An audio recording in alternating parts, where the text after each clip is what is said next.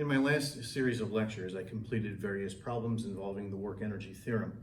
A couple of those problems involved a change in height, and in the course of doing those problems, I started to describe or hint at the existence of what is called gravitational potential energy.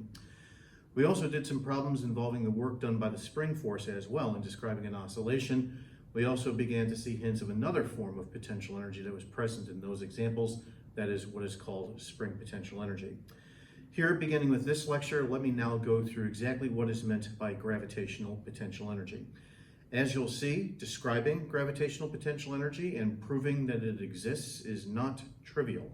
But here's how I'm going to go about doing so. I'm going to first of all set up a very simple qualitative scenario. Let's say that I take an object, this object here for example, and I lift it through a vertical displacement like so. Work is done, energy is used. However, initially, it looks like the energy that I used somehow disappeared. So where did that energy go?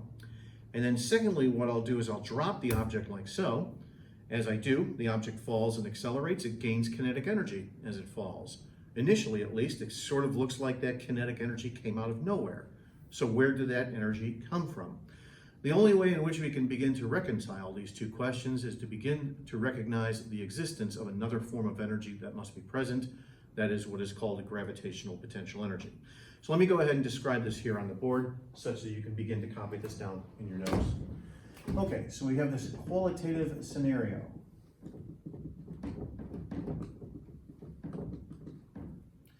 Okay, an object is lifted through a vertical displacement.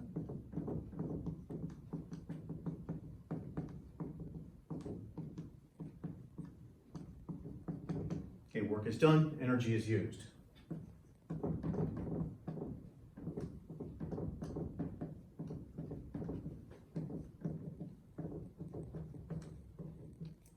Okay, and then we come to the first question. That is, what happened to the energy that I used in doing work in lifting this object? So what happened to that energy?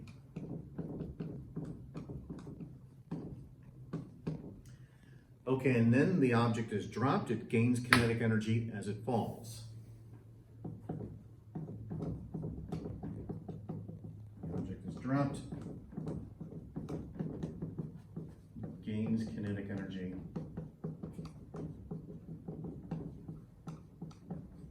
as it falls.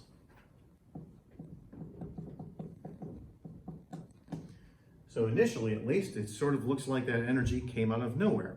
So where did that energy come from? That's the second question.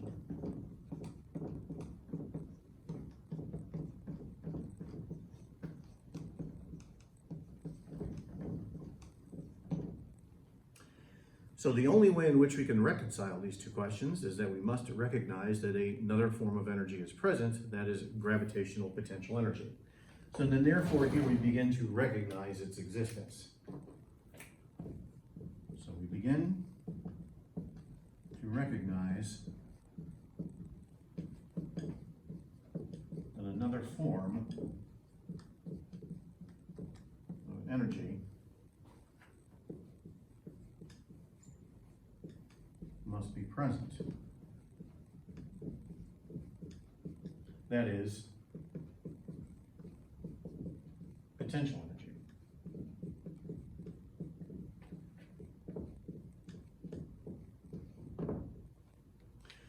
Okay, now still qualitatively, how do we then therefore begin to describe potential energy? I'll prove its existence mathematically later, but for now, how do we begin to describe it? Well, once again, let's say that I take the object here and I lift it through a vertical displacement like so. Let's say that the height changes h. As we'll see in the calculations in a little while, the work done by gravity when lifting an object like so through a vertical displacement is negative mgh. Therefore, the minimum amount of energy that I have to use to overcome the force of gravity, this is what is called the work done against gravity, is positive mgh. That minimum amount of energy that I use in lifting the object to this height, positive mgh, that then becomes the gravitational potential energy of the object. And then when I release the object, as we say, that gravitational potential energy of mgh is transformed into kinetic energy. The amount of kinetic energy that the object has when it returns to its original height is exactly equal to the work that I did against gravity in the first place in lifting the object to this height. So ultimately, the work energy theorem is still obeyed. We just have to recognize this intermediate step of gravitational potential energy. Once again, let me write this out for you.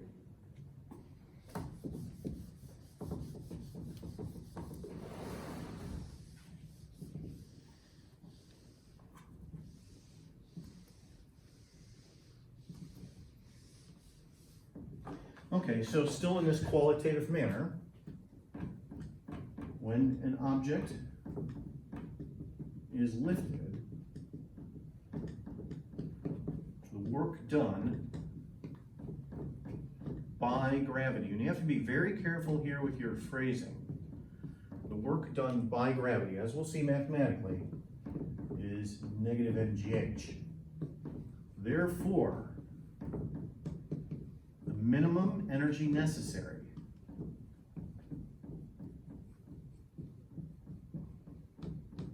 to overcome gravity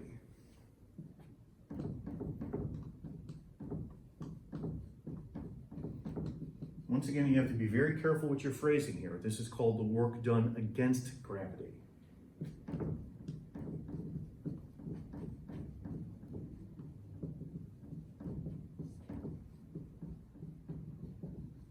Is positive mgh.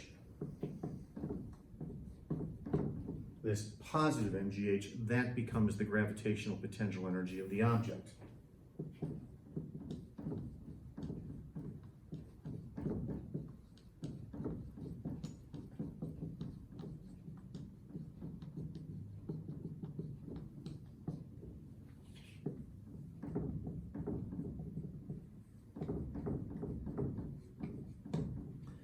Then, as the object falls, that gravitational potential energy is transformed into kinetic energy.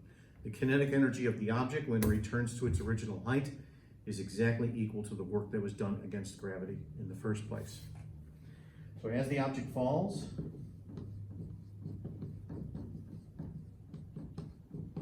the potential energy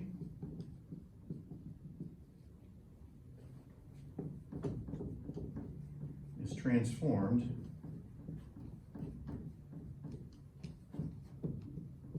into kinetic energy.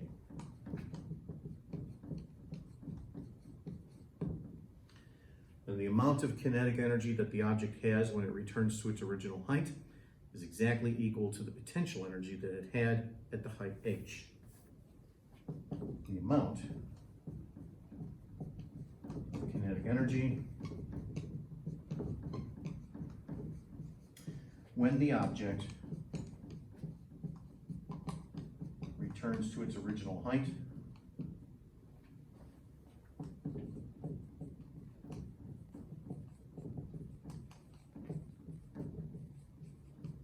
is exactly equal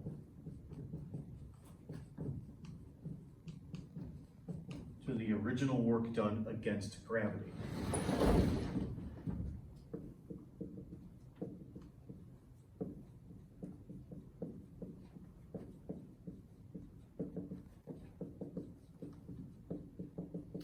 I know that this is a very wordy description and it's somewhat laborious to write down in your notes, but it is crucial that you do so. Okay, now still qualitatively here, a couple of other details. The path through which the object is lifted does not matter. For example, let's say I lift the object directly like so for this first scenario, and then secondly, let's say I lift the object like so in this second scenario. Now, in which of those two scenarios did I obviously use more energy? Obviously the second when I did something like this. But in both cases, the minimum energy that I use to overcome the force of gravity, the work done against gravity, is exactly the same, positive mgh.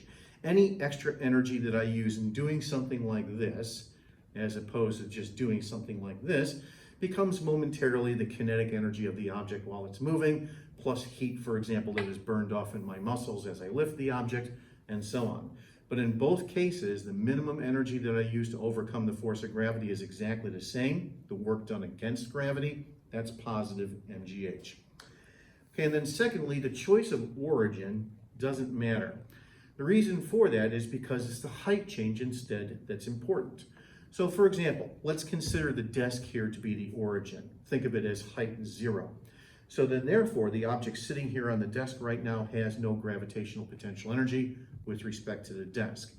However, if I consider the floor to be the origin, then yes, the object does have gravitational potential energy, and we know that because if I take the object and drop it off the desk, then that potential energy is transformed into kinetic energy as it falls. It's the height change through which the object moves that's important. The choice of origin is not important. Okay, and then lastly, thirdly, time has nothing to do with any of this. For example, this object here has been in my classroom now for a couple of years. It doesn't matter if it was lifted from the first floor into this classroom today or 5 years ago. In either case, the object does have gravitational potential energy with respect, for example, to the first floor outside. And we know that because if I go outside and drop this object on the balcony, that potential energy will transform it into kinetic energy as it falls. So when the original work was done against the force of gravity and lifting this object here into this classroom, doesn't matter. Doesn't matter if it was today, doesn't matter if it was 5 years ago. Now this right here, of course, is a nice qualitative description of what is meant by gravitational potential energy. But in the next lecture, we'll go through specifically what is so special about the force of gravity mathematically that gives us then this new form of energy, that is gravitational potential energy. Okay, let me pause this video here.